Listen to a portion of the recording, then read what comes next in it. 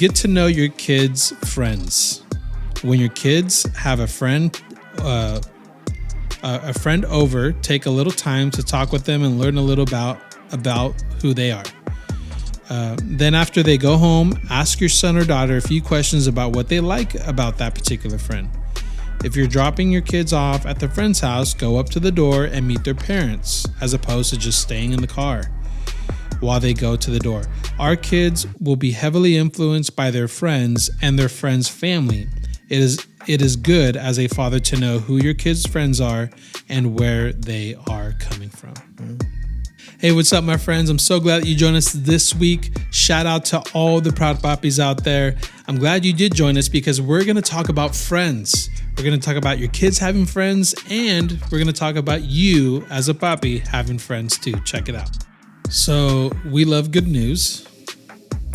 Yes. At least I hope you do. The best news. Okay. So you have some good news. Yeah. Jesus loves you. That is true. He died on the cross for your sins, and you can enter God's eternal family. That's the best news. Amazing grace. How sweet. Hey, if you haven't heard it before, let me tell you, it's worth it. So, yes, that is great news. That's the best news. That is the best news. You said I that had is great news. That is the good news. That's the best yes. news. That's the That's only true. good news. That's true. Okay, yes. Yeah. I'm sorry. Forgive me, Lord. You are the best news. The second best news is that you and Jana we're in the process of our second adoption. Yeah. So, it's been pretty exciting. I'm going to assume that a good percentage of the listeners don't know of the adoption process and what that really looks like. Yeah. And so we have actually been in the process for the last 3 years. We have been home study approved for the last 3 years and been working with the same attorney group that we were able to work with to get James. That kind of matched us with James. Mm-hmm. And due to new law changes in California this year, we essentially had to start the process basically all over again. Mm. So the short story of that is that beforehand, you would have agencies, and you would have attorneys. And the way that it was that agencies were not allowed to market to places or to birth mothers directly, from what I understood. So what became a big need became and filled in these what's known as like facilitators. So these were people that weren't necessarily licensed with California, but they could match people with birth parents and get the process going. The problem with that was that some were working unethically. So whether that was not checking to see if birth rights were terminated, not looking to see if there was going to be a dispute on some of those claims. So so people did not like that. So as of this year, they have now given those rights to facilitators to agencies. Okay. So now we are entering through the agency. One of the great things is that the agency that did our home study now has a adoption center placement as of this year. So that's where we're moving forward with them and beginning the process again. So what is that when you say beginning the process?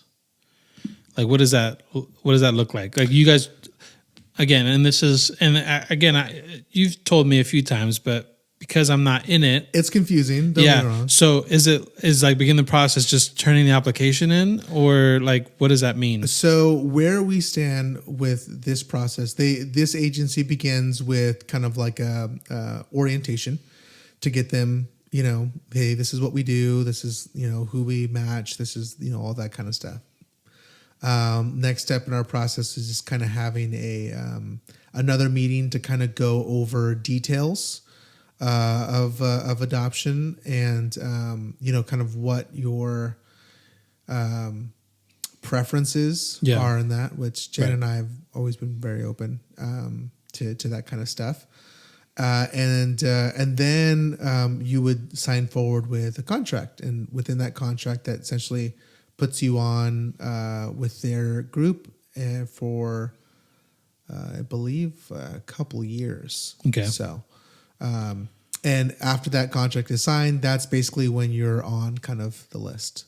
Okay. Kind of thing. So they're with that contract, they're saying within 2 years we'll find a match for you. That is, they don't say that because anyone with an attorney would never give you any guarantee. Yeah. Basically, within those 2 years, you don't have any other fees or anything else due until a match is placed. Okay. So that's what it ensures, and it ensures because they have a low number of parents alongside with them. So basically, once they reach kind of that cap, you're then on a waiting list kind of thing. So that's how that kind of operates. So cool. Yeah. That's awesome. That's exciting. Yeah, it's definitely exciting. It is. I mean, it is. We're very excited about the process. It's just a bit of a kicker that we're kind of having to basically start kind of all over again. Yeah. So, but at the same time too, we trust God's going to do what He's going to do, and so. But with that, we've been putting together a couple of opportunities for people to kind of partner alongside with us. Mm-hmm. And so my wife, obviously incredible photographer, she's putting together a couple of family mini shoots to kind of help us kind of reach our goal. Yeah. And then we are going to be hosting like a creative market here in Santa Rosa. And so when we were kind of thinking of ideas, we had thought about a flea market, and I realized I did not want to put on a flea market just for what that may be. But we are very fortunate, very blessed to have a lot of creatively inspired craft making friends. And so this is basically going to be like kind of like a creative fair kind of thing. Cool. So we've got some people making ceramics, some tote bags. Yeah. We've got some cuisine from around the world. We've got some people. Got some food from South Africa. We got some Asian food. We've got some Mexican food, which will be cool. So this would be like a kind of like a farmer's market type vibe, where you're walking around each booth, like buying stuff. A farmer's market without the farmers and stuff. And we've had some very generous partners also kind enough to give some gift certificates and stuff like that. And so we're really excited for that, and still have spots open. So if you're creative and want to get involved, depending on when this comes out, April 13th is. Oh yeah, this is coming out the 24th. Awesome, great. So April 13th. So there is plenty of time if you are interested in partnering with us. First off, thank you for even the thought and consideration of it. Sorry, I said 24th, but I meant 27th. Yes, but I had to make sure. Yeah. For this, we don't usually. But you can email me at Eli at foxdenvideography.com. So if they want to sign up for the market, you want to sign up for the market and like to kind of, like I said, kind of partner with us. Now, what if there are people watching who don't live in Santa Rosa? Is there any way that they could give? You can if you're interested in just kind of being generous and just giving in general, you can always send a DM to Ben, and he'll make sure to connect us together with that. Yeah. We'll also have a couple of the auction and gift certificate stuff available to purchase online for people that can't make it as well. So we'll make sure to get those links out, or you can DM the podcast, and we'll make sure to get you the information if you want to donate, if you want to do anything to help their cause, as well as if there is any parents, especially here in California, as that's what we're most familiar with, that are looking into adoption. Please send us a DM or message, and Ben will get you connected with me. I'd love to talk to you about it, what that process has kind of looked like for us, things to kind of look into, because it can be daunting. But I can assure you, once you kind of talk with somebody else, it does bring some clarity. A lot of paperwork and legal things, right? Not as much as you would think. I'm sure the agency handles a lot of that for you guys. Yeah. There is quite a bit of paperwork, Yeah. and there is some things that kind of need to be done in a timely manner as well, which is kind of one of the more complicated things, especially with the United States healthcare situation. It can be very difficult to get physicals in a meaningful time now. So yeah, that's true. That's great, man. And look, we wanted to put this on the podcast because, there's all kinds of dads. Yeah. Right? There's biological dads. There's stepdads. There's, all kinds of fatherly figures. And Eli is an example of one type. Yeah. Right? But you're still papi. I am. You are a proud papi. I am a proud puppy. And we want to support. We want to support all the proud puppies. All the proud puppies. Yeah, I hope you feel supported, proud puppy. I just feel like I'm about to start a Pitbull song or something. So every time I say proud puppy, Mr. 305. Mr. 305. Dad tip. Been a while. Yeah. Okay. But we actually have a listener that yeah, I know. Thank you, listener. So shout out to James. Oh, my son. That's great. No, not your son. One of my friends. So James, thanks for turning in this dad tip. So this is a good one. He says, get to know your kids' friends. When your kids have a friend over, take a little time to talk with them and learn a little about who they are. Then after they go home, ask your son or daughter a few questions about what they like about that particular friend. If you're dropping your kids off at the friend's house, go up to the door and meet their parents, as opposed to just staying in the car while they go to the door. Our kids will be heavily influenced by their friends and their friends' family. It is good as a father to know who your kids' friends are and where they are coming from. Mm. So true. Again, our kids are younger than 10. Yeah. So really the only houses they're going over to sleep at are like my nephew, like our cousin, our family. Yeah. People we know, obviously. Right.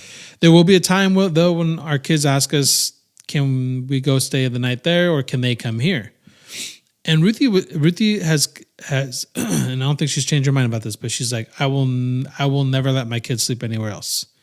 Has to be over a friend's house or family, or they can come here, but they're not going out, which I completely 100% understand her stance on that, right? Like just she's not willing to just say, yeah, they're also younger, so obviously it's a little harder to kind of think about that right now. But like I think even if they're not just staying over, even if your kids are going over there for a little bit, or the friends are coming over your house for a little bit, it's a good thing to get to know them. Because it's true, they're a pretty big influence in our kids' lives. I know, like when we had friends come over, our dad, was he super engaged in no, he wasn't like trying to have conversations with our friends. Right. That's not how my dad was. My dad was always cordial and like kind. My dad's like a great host. He really likes making people feel welcome. My mom is the one that would be like, hey, so,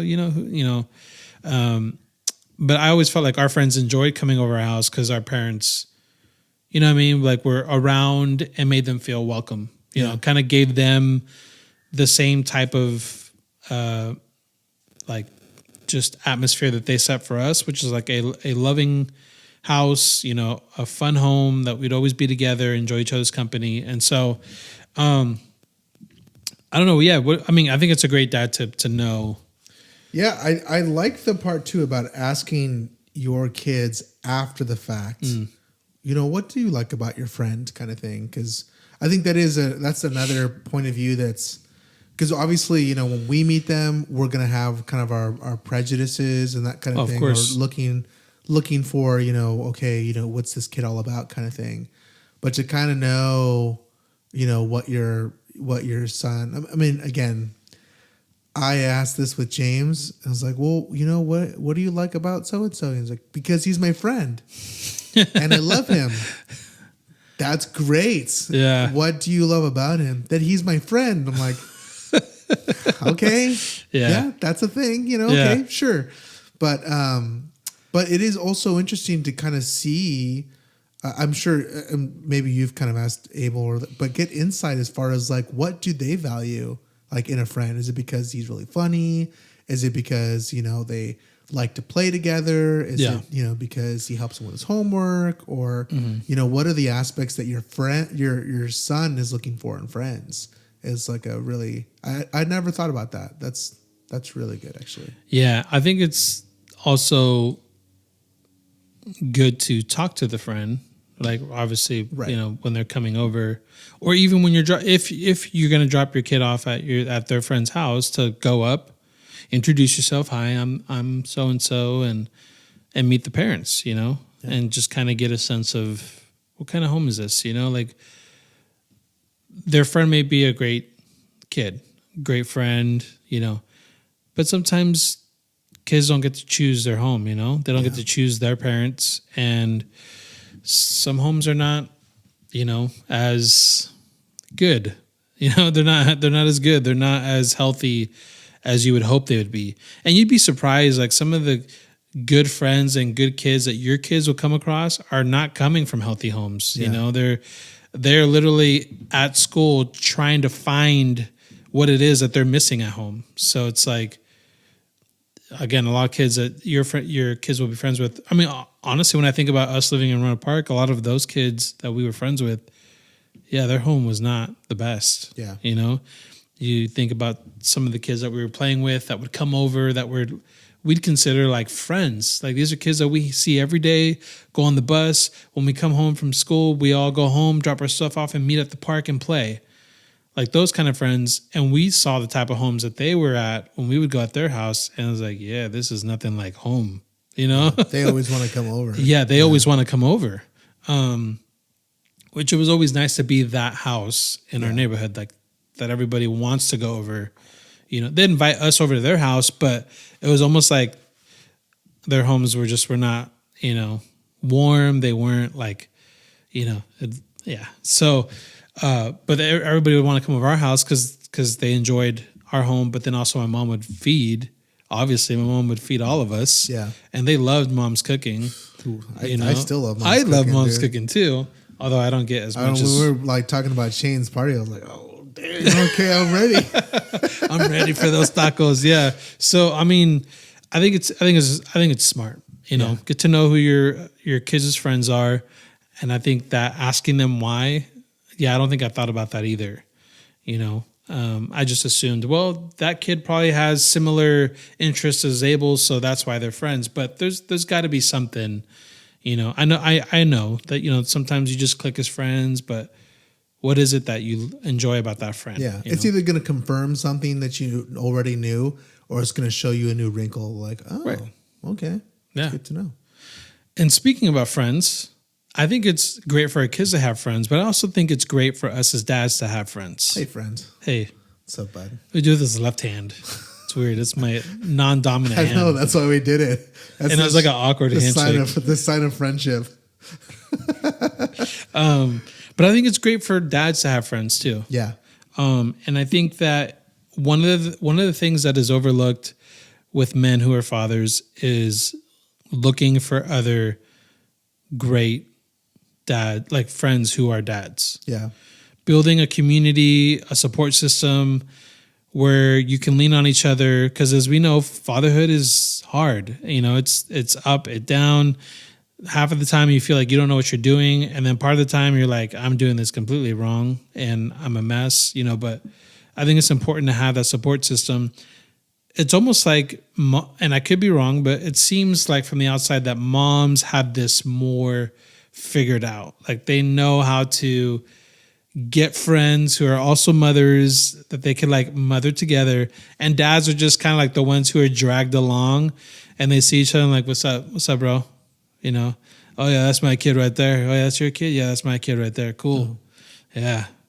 Awesome. What do you do for work? You know what I mean? Yeah. I mean, but moms are really good at like knowing all the details, because then you go home and then your wife is like, oh, so I was talking to Rosie, John's wife, and this is what's going on in their home and this and that. And like all the like cheese men, you're like, dang girl, how much did you really find out? Right. So it's interesting that the guys just don't. That's not the way we work. Yeah. You know, and that's okay. But I think it's important that we have friends. I think if we're doing it alone, I think we're doing it wrong. Ooh, hot take. Is it? No, it's not. It's not a hot take. I think it's pretty obvious. I just wanted to use hot take. Oh, okay. Woo, hot take. Yeah. So I think it's important to find friends that, again, are in the same season as you. I'm not talking about young guys who are not dads yet, or, you know, it's great to have older guys too, a part of that. I think it's good to have a mix, but you really want to have dads who are at where you're at. Yeah. And then have dads who are maybe a step or two ahead too. So I don't know. What do you think? Yeah. I mean, I didn't quite realize the importance of that until like actually like pretty recently. I mean, I've got like my, you know, James's, godfather has, you know, a daughter that's a year older, and we just love them. We've loved them before we even had kids. And so that just seemed kind of like an echo of that kind of thing. And I would say the first year of preschool, it was tough. Now, granted, a huge hit with the moms. I was a huge hit with moms. Yeah. Obviously. Because I would come and hold open the gate, you know, while they have a baby in tow or that kind of thing. And that was like my thing. Right? You're the gentleman. And, you know, in preschool drop-offs, not a lot of dads are dropping off. True. A lot of moms, you know, and hey, more power to them. Same with pickup, came pick up, and so that was cool. But it wasn't until recently where I started to make it like a thing of like, you know what? Let's schedule a time at least like once a month. Let's just go out, just, you know, us and the boys, and just go and hang out, and then just check in life. You know, like, because I feel like I agree. Like, not that I have like a huge trouble, but it can be hard to connect with people that aren't parents, guys, especially that aren't parents. Yeah. You know, it's like, you know, after you're married for a couple years and like trying to connect with guys that aren't married, you know, it's kind of like trying to find that connect point. But when you have somebody that's like, oh, like they're in the same sphere of life. Hey, what's been working for you? You know, oh yeah, you know what? That just happened the other week too. What did you do about that? Or, oh, what is he reading? Or that kind of thing. It just gives you kind of a new lease and a new perspective on kind of parenting, and it's like you were saying last episode. You know, when you and with your way and talking about your kids become kind of that bridal gap too. You just start kind of talking about your kids and how are things going. You get to watch them kind of play together and stuff. It's been really cool. Yeah, so. I think, you know, when it comes to finding friends that are in that same season as you, sometimes it's hard to find those, like, you know, and it's very uncomfortable. You know, to make friends is uncomfortable. Maybe not for you, Eli, because you're looking at me like, what does that even mean, uncomfortable? But it can be, because you have to come out of your shell a little bit. You have to expose yourself. You have to make yourself known and put yourself out there. Like, and for guys, that can be a little difficult. You know, for most guys, it could be difficult. But the reward in that is that you have that friend that you could lean on when things are not easy. Or like you said, when you're just trying to pick their brain about something. You know, I got a couple guys that I will reach out to specifically about fatherhood and just be like, hey, what do you think about this? Like, what do you do about this? You know, or how did you do this? You know, and like I said, it's good to have the friend that's like a step or two ahead of you. Yeah. Because they've already done that, you know, like, so again, my kids are under 10. So I have a couple of friends who their kids are like teenagers, you know, so it's like, hey, so what about, you know, and they're like, oh, well, for that, I did this. Now, not to say that everything they say is like, oh, it's an easy, like, yeah. But I mean, at least it gives you an idea of just what you kind of have to go through, you know. Nothing makes you feel more defeated than when you're going through just a rough patch in your parenting and your fatherhood, and it just seems like I have no idea what I'm doing, and I don't think I'm doing this right, but I don't know what to do. Yeah. You know, talk about feeling defeated. Like you feel defeated. You know, you feel like you don't know, you won't ever find out. But if you have that friend that you can lean on and talk to, then at least gives you some sense of direction of like, okay, well, at least I know if I just keep going down this way, like it's going to work itself out. Yeah. Or if this issue is not resolved today, it's not my fault. It's just, this is part of it. It's going to have to get dragged out a little bit, you know? And so I think it's important to like build that community together, to father together. And what I mean by that, you know, is like what I talked about a few weeks ago, where I'm a huge believer. And again, this is talking about boys. And I guess if you have girls, and it's the opposite of this, but with boys, it's like I'm a huge believer of like surrounding them with other men that I love and I trust, that they would hear something from me, my kids, and they may roll their eyes because dad's telling them. But when they hear something similar by another guy who's a friend of mine and they're around a lot, they're more likely to hear them. Yeah. But if it's connected, if what I'm saying and my friend is saying is the same thing, then they may do one or two things. They may either go, wow, that's true. Why doesn't dad ever say that? Or, wow, that's true. That's hey, actually dad says that. You know what I mean? Like, yeah. I want that. And not to say that my kids won't listen to me, but being a guy growing up, like there were times that my dad would say something and be like, okay, dad, yeah. And then I'd go somewhere else and not even a friend of my dad and hear the same thing from somebody else. And I'm like, well, don't I feel like a big dummy? You know what I mean? And I wanted to use another word other than dummy, but you know, I mean, but it's like, that makes sense. Like that's what my dad said. Yeah. So that's what I want for my kids. So that's why it's great to have other friends who are dads, and then surrounding your kids around guys like that too, because that's what happens, you know? And I want my kids to go in the right direction. So if I make friends who want their kids to go in that same direction, then when we come together, we're helping each other do that, push our kids in the right direction. Yeah. You know? And so that's why I think it's important for dads to have friends. Well, let's get practical. How do you find dad friends? Yeah. So you go onto this website called Dad Friends.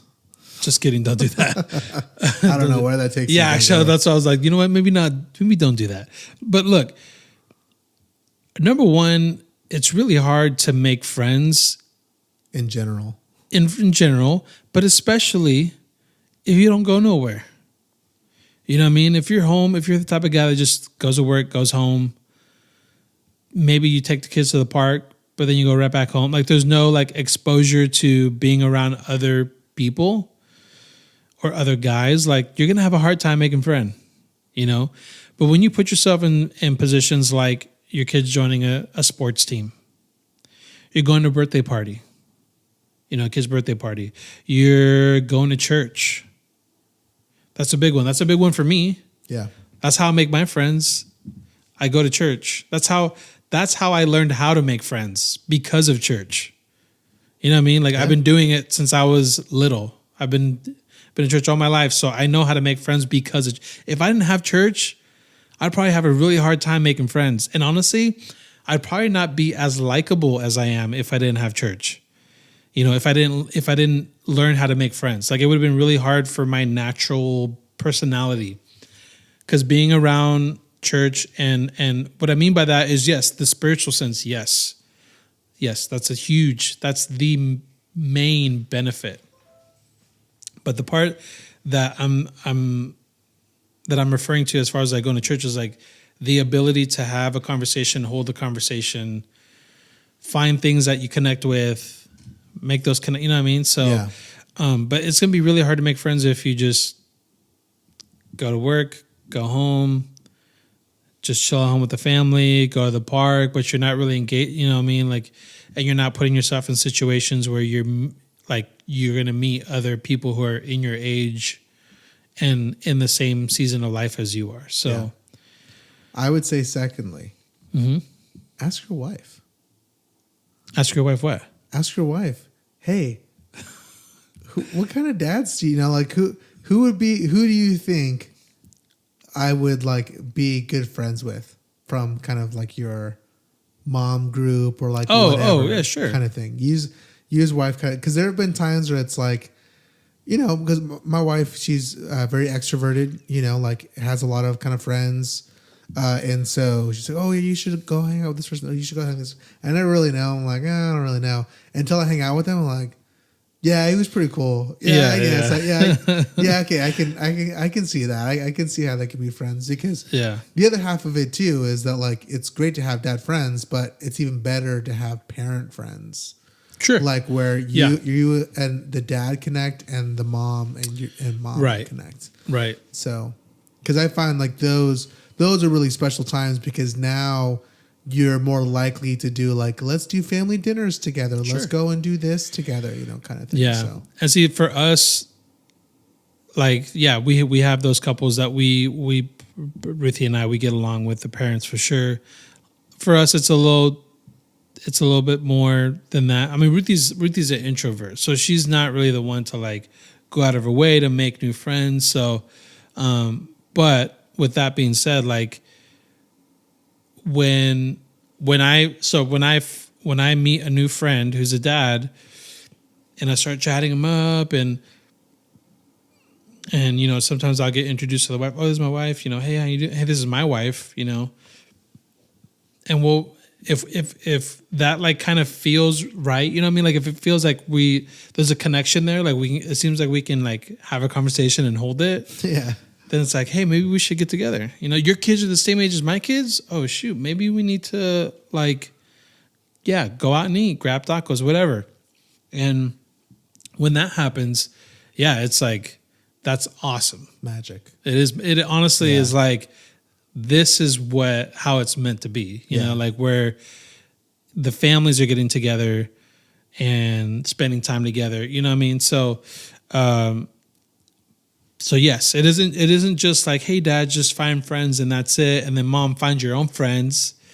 Like there's going to be that for sure. But it's really nice when you can find those families together that you're able to bring together. I think that's really a really cool thing. Yeah. I mean, we read in the Bible and how much blessing and how much favor God puts into those type of reunions, where it's like families are getting together and enjoying food together, spending time together, doing all the religious things together, yes, but also just living life together.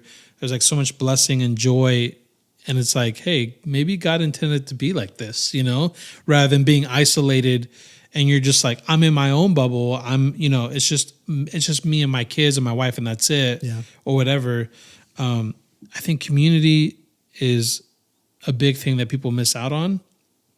Whether you're a dad or a mom, like it's a big thing that you miss out on. There's so much there for you if you would just step in, and that's why I'm thankful for church, because that's what my wife and I get. We get community. We get to find those friends.